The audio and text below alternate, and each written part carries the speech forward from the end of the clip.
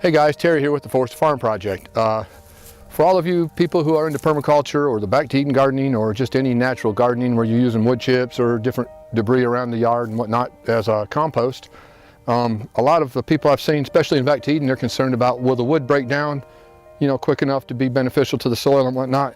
These are whole logs. They've been here a little less than 2 years. And we're moving a log pile on our farm right now. It's kind of in the way. And look at this.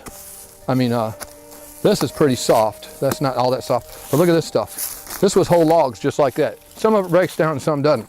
This one, I'm just suspecting, means that these others were rotten. This is over 1 foot in diameter, and let's see what it's like. Yes, as I thought. Look at that. That log, 2 years ago, was a standing green tree. And it's just rotted out. So, hugelkultur people as well. That's what happens to your logs when you bury them underground. I suspect mostly this is broke down because here in South Carolina we've had record rainfalls and everything's staying wet, especially in a log pile. So these logs on the bottom, especially on that end, shaded by the woods over here, the sun comes up over there and goes that way.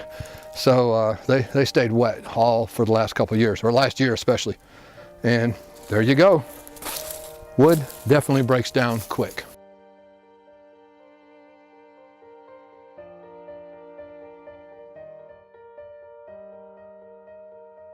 If you like what you see, give us a big thumbs up, subscribe to the channel. Thanks for watching.